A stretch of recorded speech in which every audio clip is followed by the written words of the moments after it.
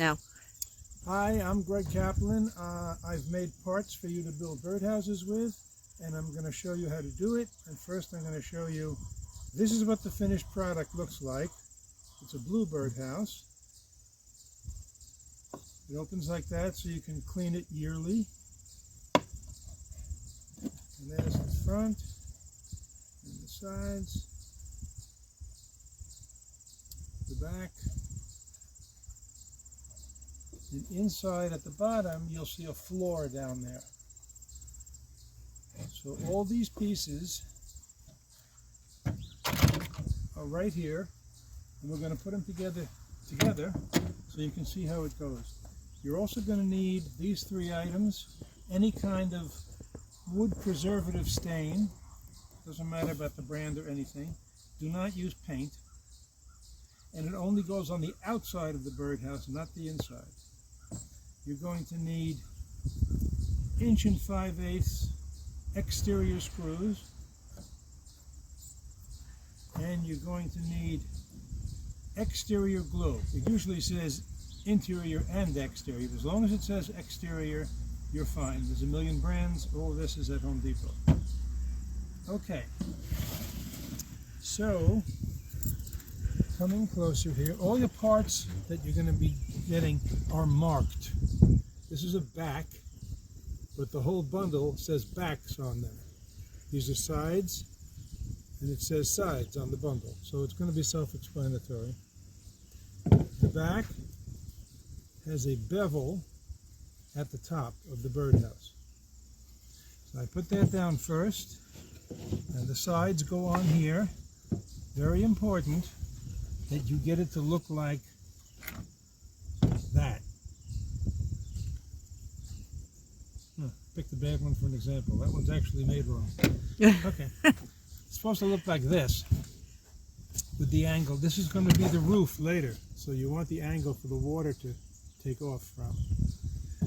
I've pre-drilled all the holes for you, except a few, which I'll explain. And I'm going to glue this on here. Don't worry about neatness or sanding or splinters or anything like that, because these are birds, not babies, not human babies. Smack that on there. It's very important that these two pieces be even, right there. And now I'll put some screws in. These are the 1 5/8" exterior wood screws.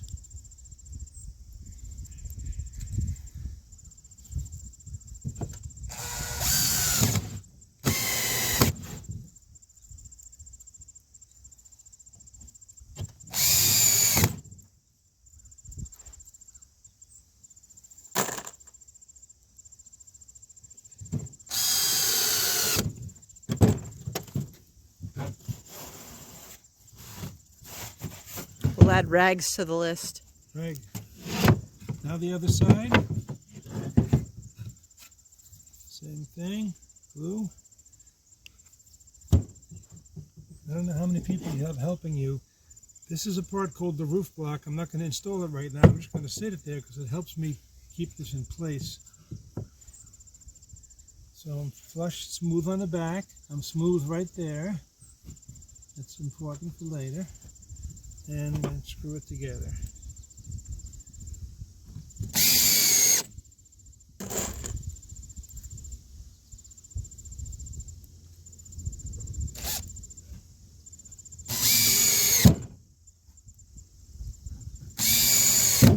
Okay. Next piece we have to put in is the roof block. Now the roof block has two beveled ends. One is shorter than the other. This happens to be a 45-degree angle, that's a 30-degree angle. The important thing here is when you put it in, that the front of it does not go past these sides. It doesn't matter what happens in the back. It'll be like that.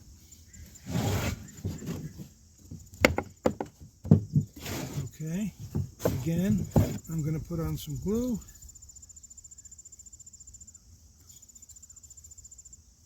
On those three sides, not the front. I'm going to force it in there.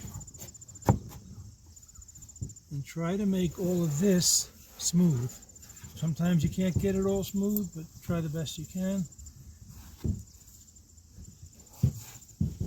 And more screws. You'll need about 20 screws per birdhouse, and your kit includes 7 birdhouses. So, do the math. Remember in school when they told you math wouldn't count? Well, it does count. Okay. That's the top. That's the roof block. Next thing we're going to do is the door. The door has a hole that the Bluebird Society tells us is the right size, width, and shape. And it's also the right distance from the hole to the floor, which we're going to put inside in a bit. It also has a 45-degree angle. And this is why the two of them are important. It has to match that one, like that, or about. Just not sticking up. It has to be even or down. And I'm going to turn it on its side. And I'm going to drill a hole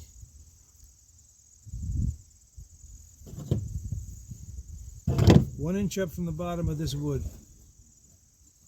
and half the distance. If this is 1 inch, I'm going to come in a ½ inch.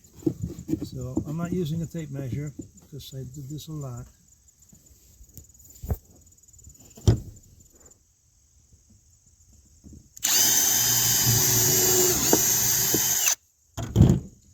Put a screw in there.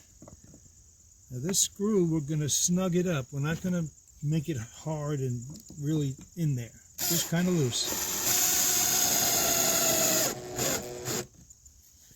Now I'm going to turn it over. I'll do the same thing here. 1 inch up and a ½ inch back.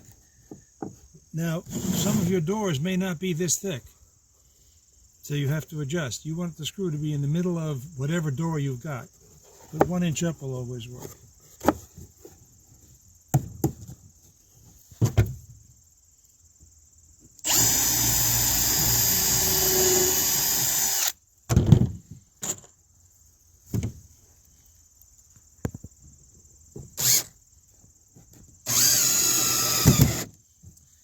The tightness of these two screws is going to determine how easy it is to open the door. We don't want it flopping around. We also don't want it that you can't get it open.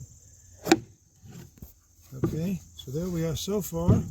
We have our sides, our top block, our door, and our back. Next, we're going to do the floor. This is the floor. This is, by the way, this is a Peterson birdhouse. Mr. Peterson in the late 60s designed this with research as to what bluebirds like, and he did that as part of in the 60s, beginning of the We Need to Save the Bluebirds movement in the country, and there are literally millions of these, homemade all over the country with bluebirds in them. Okay, so now the floor block. I'm going to open this up, and I'm going to, there is no way I can give you a dimension. This is trial and error. I'm going to stick the floor block in here, somewhere near the bottom. We want it as low as we can without it blocking the door. So I'm going to try it. Oh, that's good. Maybe I can go a little deeper. Nope, see, it's hitting the block. So where I had it at the first time is fine. Double check. Okay. And now I'm going to, with the pencil that I don't have, mark where that is inside, just to help me know where to put the glue. I take it out, we have a line for where the glue should go. So now we're going to get the glue and put some in there. Plenty of glue is good. This isn't a kitchen cabinet. It doesn't matter that it's not neat. So now I'm going to put this in right on that line.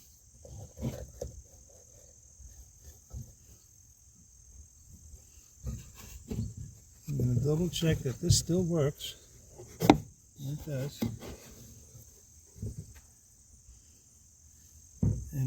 pre-drill a hole.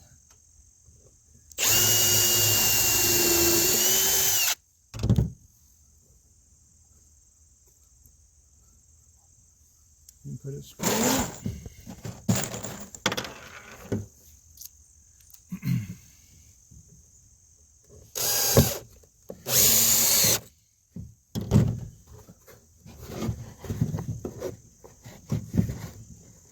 Too tight.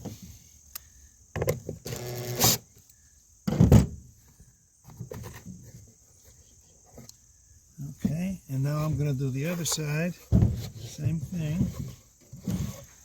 Pre-drill. You have to pre-drill all of this wood. It will split if you don't. This is a hole that I can't make in advance of giving you the kit because I don't know where that piece of wood is going to land up. It depends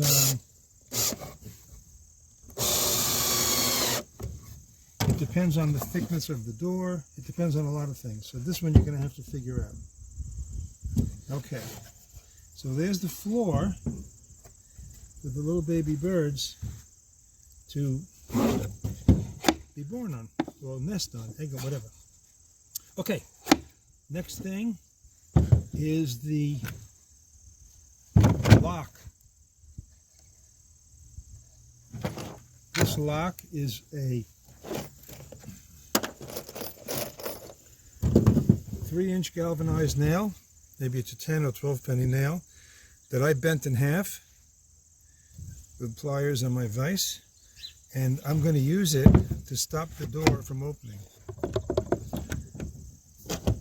This is not a drill bit, it's one of these nails. I cut the top off with my pliers, and I'm using it to drill a hole, so the hole will be the exact same size as my lock. Doesn't really matter where you put it.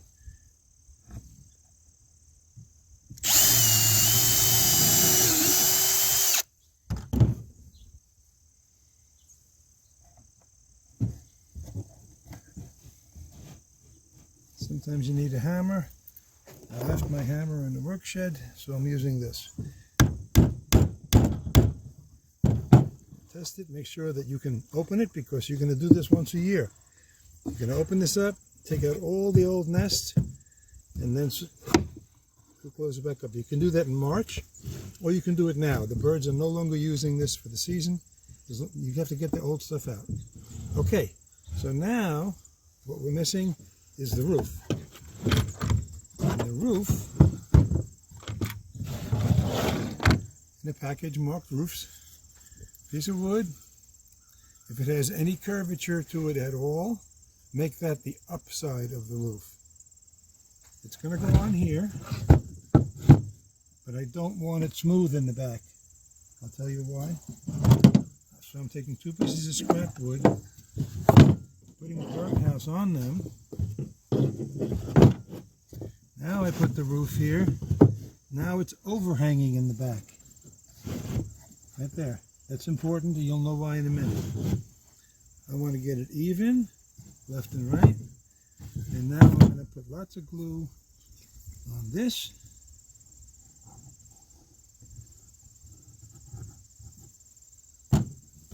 Put the wood on. Make sure that it's even, left and right. And now I'm going to put some screws into it.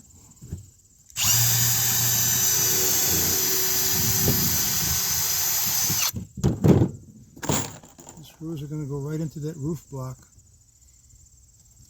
Make sure it's still even. Okay.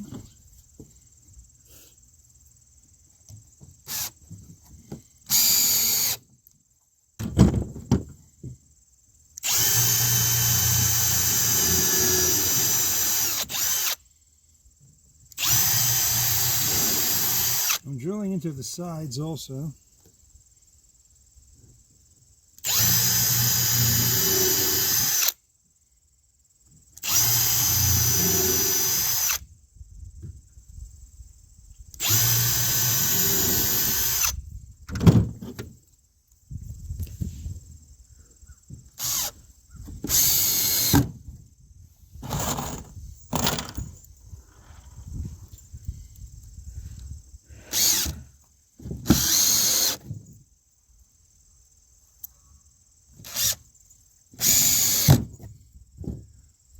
all of this wood that I use for these birdhouses used to be something else. It was bound for the chipper or bound for the fireplace or buried. But I can reuse it and make these birdhouses. So there's the birdhouse now, and there's the overhang. Because I put it on those two pieces of scrap wood. The reason for the overhang, if we come over here, is these birdhouses are supposed to be mounted 5 feet off the ground. That sounds very low, but apparently that's the right number. This is a 5-foot piece of EMT. That's electrical, metallic tubing, something like that. Conduit. EMT. It's also called conduit. This is 1/2 inch. You can use anything you want. I use this because it's readily available. And I take a piece of rebar from Home Depot. I wish it was longer. And I drive it in the ground, wherever I'm going to put this thing, halfway down.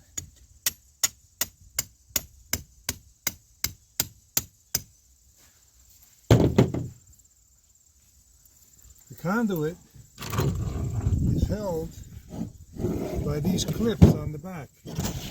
If you get a different size conduit, that's fine, or anything. Get some way to secure it.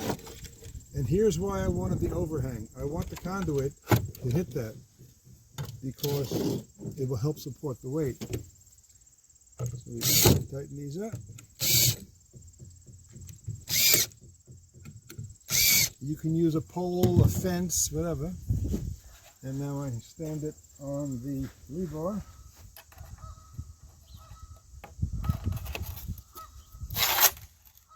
And there you go.